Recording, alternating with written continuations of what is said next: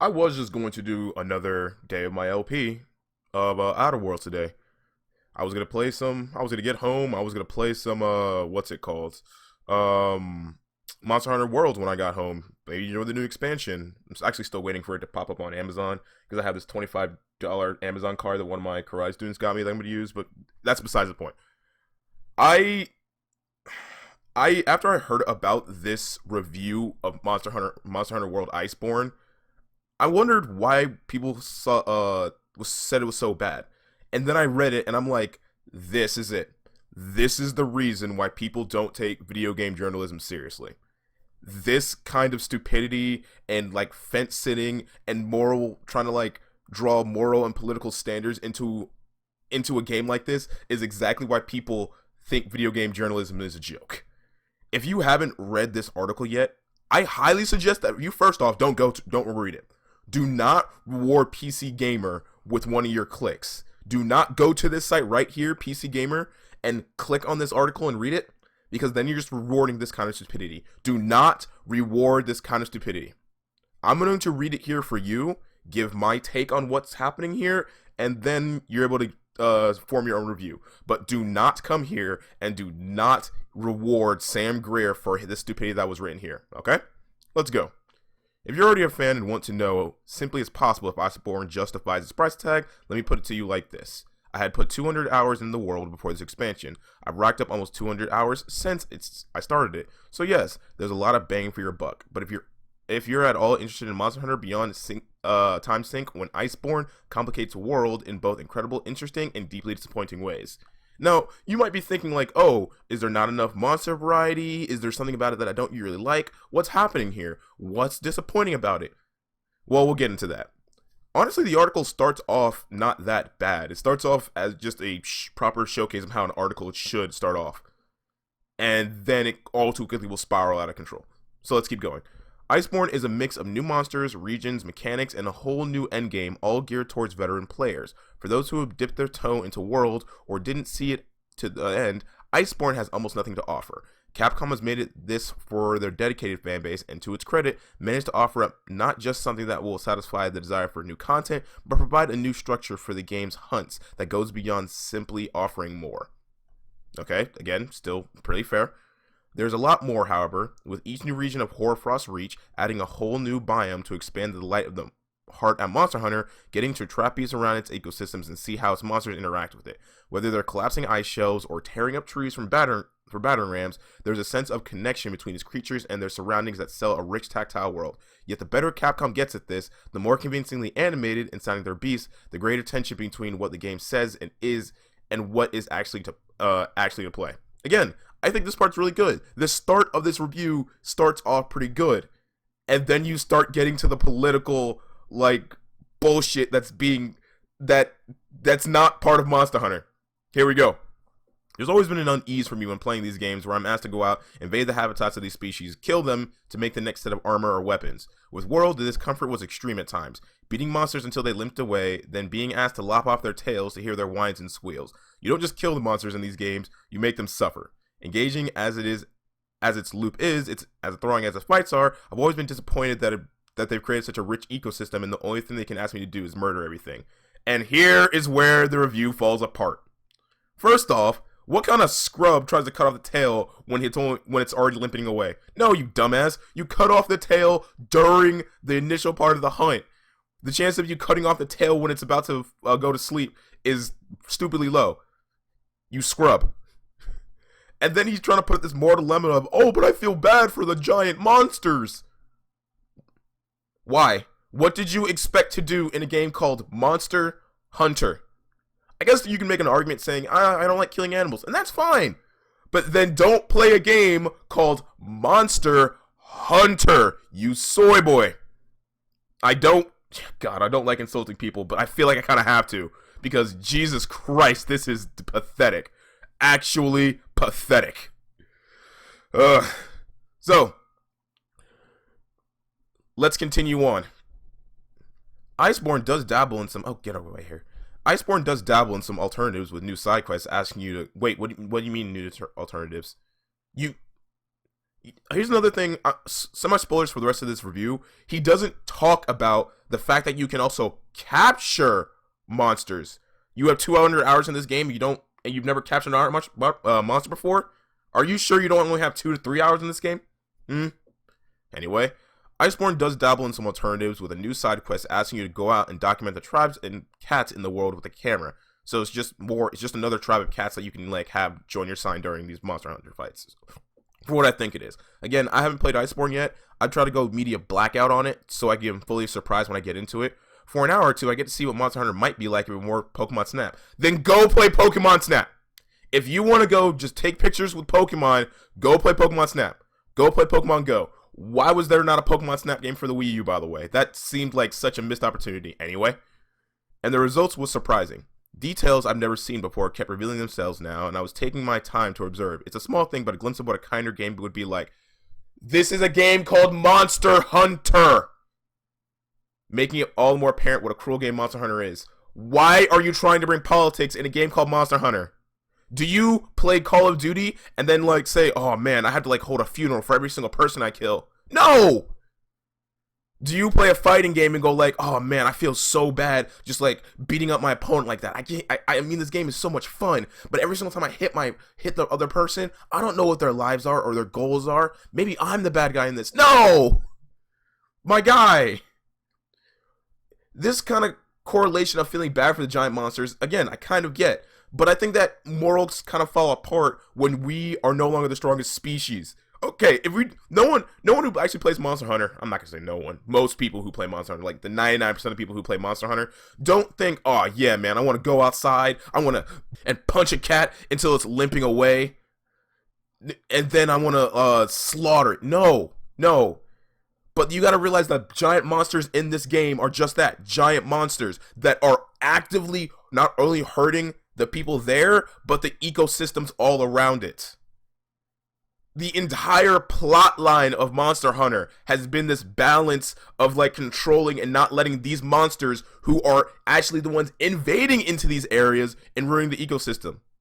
You said you played the base game and yet don't mention that the only reason we are set out to beat Zora Magdaros is because it is traveling to the new continent, and if it were to die there, all of the built up energy would quite literally blow up the continent. But you know, apparently mass murdering every single creature who currently lives there would be good, apparently. The main reason every single one of the Elder Dragons we kill because they mess with the environment so much, every other creature can't be there. Even the Gate Dragris, the very first monster we kill in that game, we kill because it eats the herbivores to such a degree they go extinct. Holy fuck. And you said you played this game, right? You just skip past the lore because it didn't interest you? Anyway, it never stopped me from having a blast with the game, but Iceborne makes it even harder to ignore, with cutscene after cutscene featuring our cast of hunters tackle their nature. What? By tackle, I mean claim it as a part of the ecosystem, and that by killing these monsters, they're somehow preserving things. Yes! That's exactly what they're doing! It's no different than in when we had animals that... Okay, if you were to put a herbivore or anything in another ecosystem, and it has no natural predators, do you know what happens? It eats everything to the point where it overpopulates, and it actually hurts the environment because it eats all the food for other creatures. And there's so many of them that they start to starve because there's no food to go around. Or if you put a predator, if a predator roams into another ecosystem and starts taking over and devouring all the prey, which these monsters are canonically doing in game, yeah, there is the concept of preserving things. Because if you do not have that balance of both sides of both predator and prey, these creatures go crazy. Again, looking back at the old lore of Monster Hunter, right? The actual lore is that after the old society fell, there's like, I'm not even sure if it's like full fan theory or actual theory, but after the human society first fell, our what's it called? The first Wyverians started, and the monsters first appeared, and the monsters were eating our asses. They were destroying us. The first Wyverians appeared, and we're like, holy shit, you guys suck. Fine, we'll save you because you guys are that pathetic. That's the actual lore of Monster Hunter, right? That we were getting our ass kicked, and these cat-like feline beings were like, holy shit, you guys suck. Guess we'll save you. And they taught us how to hunt to stop these monsters from quite literally destroying these ecosystems. Ugh. Where was I? It's a preposterous notion. Our hunters aren't even from this continent. And yet, the characters discuss it suggests Capcom are at least aware of the dissonance in its story. Yet rather than actually address this or just go on ignoring this aspect of the world's building, Iceborne lands on an awkward middle ground, drawing attention to the moral bankruptcy of its characters with a nonsense lie. If these games are going to continue to ask me to think about their world, then they need to spend more time entertaining the notion that Hunter's the bad guy. Or your soy boy ass needs to go leave and play another game. In fact, if you want to play a game where you don't kill monsters in Monster Hunter, go play Monster Hunter Stories. It's basically Pokemon, but with Monster Hunter. It's right over there. Go play it. I think the fans really want a sequel for it. But go over there. Stop trying to ruin something because you're so much of a little a beta bitch boy that you are getting sad over imaginary giant monsters. Pathetic piece of shit. It goes against the charm and warmth of it so much of the game too, something that Iceborne sells at. The cozy new hub Selenia is a winter getaway full of delights, new minigames, and even saunas. The new chef, the Growl Master, or Grandmaster? Oh, it's a grandma. It's a grandma kitty. Are you like the grandma of the Meowster chef? Is a character in such sheer delight that I audibly squealed the first time I saw her cooking. All of this gets put to use with the vital overhaul of the game's social space, with Selenia Gathering Hub giving players an area where they can spend time together between hunts, letting you craft and access all the vendors alongside one another. It pushes Monster Hunter into a more readily shared experience, making the game feel like a nightly event. You can all be jumping into the same hunts or off doing your own thing, but you all come back to the same place to hang out, muck around with your jesters, show off new weapons, or splash in the pool. No, for real, there's a hot pools now. Cool. Guess I got the idea from Code Vein. The craft that goes into all the details of this space is so absurd and so vital. Again, there's some points of this review that are actually good. So vital to the offsetting to the unpleasant moments where you really murder a monster fighting for its life. Shut the fuck up. But the juxtaposition between these elements becomes harder to reconcile when the game keeps drawing attention to them. Yes, because it's called Monster Hunter. Yet, in spite of my misgivings, it has to be said that nothing has battles quite like Monster Hunter. And Iceborne is the challenge I've been waiting for since mastering War. Clearly you didn't master it because you didn't read the lore, you fucker. The new fights feel crafted to poke at the weak points in the player's preparation and tricks. If it's not the cold eating at your stamina, it's the monsters. Oh, okay, so good. You'll be actually needing to use hot drinks. It's a monster dripping explosive goo everywhere or wiping you off the floor map by summoning waves of water. And I'm supposed to feel bad for killing these guys? Hello? The imagination on display is, man, you're the kind of guy in Pacific Rim, right? Who would be like, oh no, don't kill the monsters. We gotta protect the monsters as they're literally stomping on people's families. That's what you would be. You'd be that person in a monster movie who, when the monster is quite literally killing millions of people by the drove, you'd be like, oh no, we can't kill the monster. No, they're trying to just defend themselves. Bitch, no. When my life and my species' life is at stake, I'm gonna defend myself. The imagination on display is maintained right through to the final fight, finding ways to surprise and challenge even the most experienced of hunters. That's no easy feat given the game's elaborate nature, and doubly so when Iceborne piles on new mechanics. The grappling claw that lets you latch onto monsters and to steer them into obstacles opens up a new skill set to master, and one that changes everything in the base game too. Iceborne isn't a full-blown sequel, but it still has touches of radical that revitalize a game that's still thriving. Like the regions of the game world, Monster Hunter feels alive, bursting at the seams with things to try and eventually master. Importantly, it all feels substantially and integrated in ways that complement that already there, instead of just being gimmicks to artificially expand the game's scope. When it comes to monster hunting itself, Iceborne is Monster Hunter at its peak. There is one disappointment besides the iffy story. It's the fact that the game still gendered armor stats, and oh my god, more fucking politics where they don't need to be. That the gendered armor sets and insist on making half the women's outfits a combo of boob armor and bikinis. False! I'm not gonna act like there aren't some though. Of course there are. It's just straight for fan service. But you can't say that when there's skimpy male attire. Have you seen the male Corinne outfit? It looks like something like the mascot for the Unicorns of Love would wear. So don't you try to point saying, oh, no, I don't want my females, don't, no, you should feel bad about making the females look good. Mother, it's a video game. It's what people want to see. Get over yourself. Don't act like if you're wearing the Uragan armor for the females, you aren't wearing the stocky, like, full chest plate where you can barely tell they're a female, especially if they put a helmet on. Don't act like if you don't put on the Defender set for females, the only difference you can showcase is that they have a dress. In fact, I'm upset that the Christmas outfit for the females looks better than the guys. I'm half tempted to make a female character just to get these outfits just because they look better on some of these on the females sometimes. Whatever. Let's keep going. It's sad to see the women stuck with mini skirts, their asses pushed into the camera through every claw space. Bullshit. There is not a single piece of armor in this game where the ass of the character of the females is shown. There might be some leg, sure, but there is not a single one that showcases any ass. At least for the females. The guys, almost definitely. Again, the Corinne outfit looks like a stripper outfit for the males. And I'm not saying there's anything wrong with that. If you're into that kind of thing, you do you. You enjoy it for what it is. But, it's an objectifying gaze that I hope the series would have grown out of. It's also, and I wish people like you would stop reviewing video games, but we can't all have what we want in the world, can we? No matter my complaints, there's no denying how compelling Monster Hunter remains and how Iceborne excels at improving the fundamental gaming experience. The endgame is a promising new kind of format for the series that makes hunts feel more organic instead of trawls to the quest board that the game utilizes most of the time. This new region keeps you out in the world, keeps the monsters coming, and reacts to the ones you hunt, evolving as you play. Without giving more away, it simply feels like the culmination of everything WoW was trying to bring to the series. Couple that with the polish of the multiplayer side, and I continue to lose hours to the game.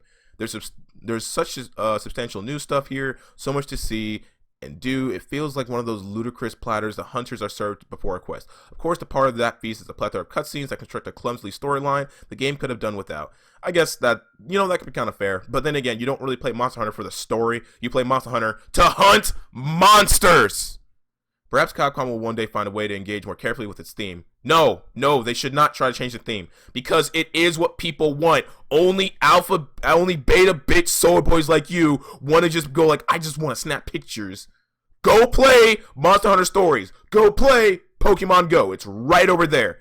Leave, do not touch, do not ruin Monster Hunter because you are too much of a bitch because you're too much of a bitch to want to just enjoy a game and are trying to force politics for clicks. That's the only reason this article is like this. And honestly, I've been baited. The fact that I'm here reading this, I have Adbot turned on, so hope they get like a few more less dollars and pennies from me, sure.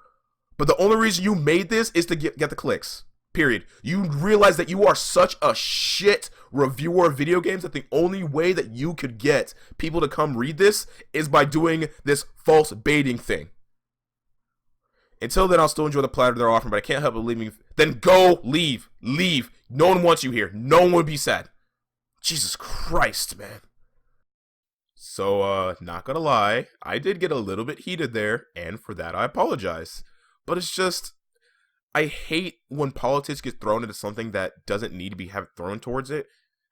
I just hate this forced feeling of I have to push my opinion on this kind of thing where it doesn't need to pertain. There doesn't need to be some kind of social stigma or social process when it comes to games like this. It's Monster Hunter. The name is on the tin. You're there just to hunt monsters. So why are you talking about anything but hunting monsters? If you don't want to hunt monsters, that's fine. Go play another game. But when a game called Monster Hunter says, hey, you're just gonna hunt monsters, why do you think you do anything else here? And if you don't want to do something else, the door is right there. This review right here is the perfect showcase on why people are like, why should I take any review seriously? It's why I personally don't take most reviews seriously myself. I am glad to see that the game's score isn't being dropped all that low because of, because of his clear bias and soy boy nature. But, so that's a kind of a good thing.